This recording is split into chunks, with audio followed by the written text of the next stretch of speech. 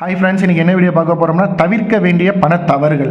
ஏன்னா எல்லாருமே பணம் சம்பாதிக்கிறோம், ஆனால் கஷ்டப்பட்டுக்கிட்டே இருக்கும். அது ஏன், நம்ம எங்கே தப்பு பண்ணுறோம், அந்த தப்பை தெரிஞ்சுக்கிறது தான் இந்த வீடியோ. வாங்க வீடியோக்குள்ளே போகலாம். 20களில் சம்பாதிக்க தொடங்கியவுடன் சேமிக்காமல் முதலீடு செய்யாமல் விடுவது. 20 வயசில் சம்பாதிச்சாச்சு, ஆனால் ஃப்யூச்சரை யோசிக்காமல் சேமிக்காமல் முதலீடு பண்ணாமல் மாப்பிள்ளை வேலைக்கு சேர்ந்துட்டேன்டா, 25,000 சம்பளம் வருது, இந்த மாப்பிள்ளை ஒரு 10,000 ட்ரீட்டு, ஒரு வண்டியை 10,000 லோனை போட்டு வாங்கி மாதம் மாதம் இஎம்ஐ கட்டு, ஒரு ஃபோன் 5,000 போட்டு இஎம்ஐ கட்டு, மாத கடைசியில் கடன் வாங்கு. இது 20களில் சம்பாதிப்பவர்கள். 30களில் 30 வயசான ஒரு ஆள் எப்படி இருப்பார், மாதம் சம்பளத்தை தாண்டி வருமானம் எதுவுமே இல்லாமல் 25 வயசில் போன வேலைக்கே 30 வயசு வரைக்கும் ஒரே வேலையில் போகிறாங்கன்னா அது மிகப்பெரிய பணத்தவறு. 30 வயசு ஆயிடுச்சா, மாத சம்பளம் இல்லாமல் வேறு வருமானம் நம்ம என்ன பண்ணலான்னு யோசித்து நீங்கள் அந்த வருமானம் உங்களுக்கு வந்திருக்கணும். 40 வயசு ஆனவங்க கடன்கள் முழுவதும் அடைக்காமல் எந்த முயற்சியும் இல்லாமல் இருக்கிறது. ஏன்னா 40 வயசு ஆனால் ஏன் கடன் வாங்கணும்?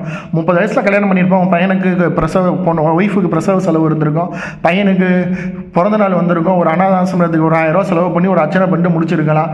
அவங்க ஒய்ஃப்காரங்க இல்லை அப்பா அம்மா அவங்களுடைய ஃபோர்ஸ்னாலும் பிரம்மாண்டமாக ஒரு 1 லட்ச ரூபா செலவு பண்ணி ஒரு 10 பேரை ஆடை விட்டு ஒரு வெடி வெடிச்சுக்கிட்டு நீங்கள் வந்தீங்கன்னா உங்களுக்கு கடன் வரதான் செய்யும். ஒரு நல்ல ஸ்கூல், இப்போ எவ்வளோ நல்ல ஸ்கூல் இருக்குது, ஒரு ப்ரெஸ்டேஜுக்காண்டி ஒரு மிகப்பெரிய ஸ்கூலில் சேர்த்து கடன் வரும். அந்த கடனை 40 வயசுல நான் அடைக்காமல் அதுக்கு ஒரு முயற்சி இல்லாமல் இருந்தீங்கன்னா நீங்கள் பண்ணுற மிகப்பெரிய பணத்தவறு.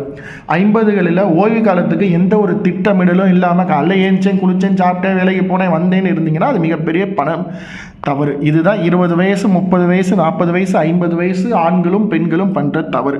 இந்தந்த வயசில் நம்ம இந்தந்த இதை நீங்கள் பண்ணணும்னு பல அறிவுபூர்வமான யோசனைகள் சிந்தனைகள் ரிசர்ச் பண்ணி தான் நான் அந்த வீடியோ போடுறேன். 20 வயசு ஆயிடுச்சா கரெக்டாக பணத்தை சம்பாதி சேமி ஜாலியாக இரு. 30 வயசாக மாத சம்பளம் இல்லாமல் எக்ஸ்ட்ரா நம்ம எப்படி சம்பாதிக்கலாம். 40 வயசாச்சா இருக்கிற கடன்லாம் அடைக்கிறதுக்கான முயற்சியை பண்ணி கடனை அடைச்சிடுங்க. 50 வயசில் ஓய்வு காலத்துக்கு நம்ம என்ன திட்டமிடலாம். என்ன தான் உங்கள் பையனை நீங்கள் பாலும் தேனும் ஊட்டி வளர்த்தாலும் கல்யாணம் பண்ணால் அவன் வேற ஒரு ஆள், சரிங்களா? அவன் உங்களுக்கு ஒரு சொந்தம், அவ்வளோதான். அவன் கடைசி வரைக்கும் பார்த்துப்பானா, பார்த்துக்கிட்டா நல்லது, பார்த்துக்கலாட்டி நம்ம என்ன பண்ணலாம், நம்ம எப்படி வித் ஸ்டாண்ட் பண்ணுறது நீங்கள் தெரிஞ்சுக்கணும். இதுக்கு என்ன பண்ணலாம், சரியான திட்டமிடல் பட்ஜெட் எல்லாமே கரெக்டாக வச்சுருக்கணும். சரியான திட்டமிடல் பட்ஜெட் இல்லாமல் இருக்கிறவங்க எப்போ 1ஆம் தேதி வரும்னு பார்த்துக்கிட்டே இருப்பாங்க. அது மாதிரி உங்களுக்கு ஒரு போனஸோ பிஎஃப்ஓ வருதுன்னா அது ஓசியில் வருதுன்னு இல்லாமல் அந்த பணத்தை வச்சு நம்ம எக்ஸ்ட்ரா செலவு பண்ணுவோன்னு இல்லாமல் போனஸு பிஎஃப் வராக்கடன் அந்த மாதிரி பணத்தை கரெக்டாக முதலீடு பண்ணி வச்சுக்கணும். அது மாதிரி அதிக வட்டிக்கு ஆசைப்பட்டு பொன்சி ஸ்கீமில் ஏமாந்துடக்கூடாது. ஆருத்ரா சதுரங்க வேட்டை, அதுதான். வெற்றி பெருமைக்காக வீண் ஆடம்பர செலவுகள் செய்யக்கூடாது. குடும்பத்தினரை பண விவகாரங்களில் ஈடுபடுத்த வேண்டும். அப்போ தான் எவ்வளோ செலவு பண்ணுவாங்கன்னு தெரியும். இதுதான் தவிர்க்க வேண்டிய பணத்தவறுகள்.